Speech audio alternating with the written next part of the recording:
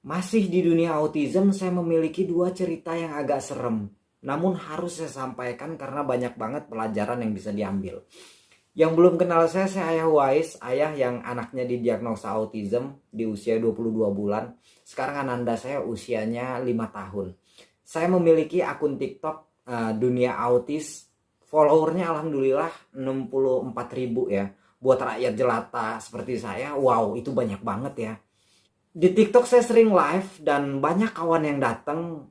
Komal itu artinya dia join buat ngobrol sama saya. Nggak jarang itu dari autism dewasa, dari orang tua yang memiliki anak penyandang autism dengan segudang permasalahannya. Dan saya mendapatkan salah satu cerita itu dari mereka ya. Langsung aja masuk ke cerita pertama. Ada seorang anak penyandang autism yang luar biasa banget. Progresnya sangat luar biasa. Jago main alat musik, komunikasinya baik, main piano. Bahkan sampai dipanggil ke Istana Negara peringatan Hari Autism Sedunia buat main piano. Namun ketika besar, dia sulit banget meregulasi emosinya. Selalu marah, selalu tantrum, selalu emosian. Bahkan sampai ingin menyakiti orang tuanya. Dan berujung dia dititipin di asrama karena orang tuanya udah angkat tangan dan gak kuat ya. Itu cerita yang pertama ya.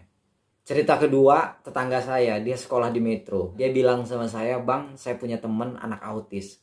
Kelas 1, dia pinter banget. Bahkan dia itu gacuan saya. Ketika lomba. Jadi matematikanya pinter, akademiknya pinter ketika lomba. Tapi ketika kelas 3 kok dia nggak ada. Ketika kami cari ternyata dia berakhir di rumah sakit jiwa." Saya sebagai orang tua yang memiliki anak penyandang autism, terduduk lemas mendengar cerita ini. Ini hancur, endingnya hancur gitu loh. Bad ending, bukan happy ending.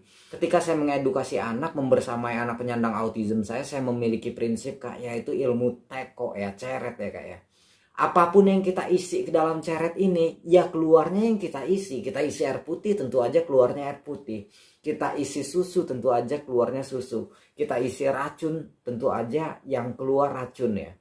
Oleh sebab itu di dalam membersamai anak penyandang autism, hati-hati kak. Ketika kita mengedukasi dia, menerapi dia dengan cara maksa, dia akan tumbuh menjadi tukang maksa, egois. Ketika kita mengedukasi dia dengan cara marah, apalagi sampai mukul, ketika mentalnya udah jadi, dia puber, fisiknya udah jadi, jangan salahkan dia ketika dia mau mukul kita. Besar kemungkinan dong karena itu isinya. Ya sekarang ini tergantung kita mengisi ceret itu apa, pasti keluarnya itu. Jadi pesan saya sebagai seorang sahabat, berhentilah lomba kak. Mereka punya relnya masing-masing, punya progresnya masing-masing. Kita mengajari anak berdasarkan minat dan bakat mereka. Kita cari motivasi mereka apa.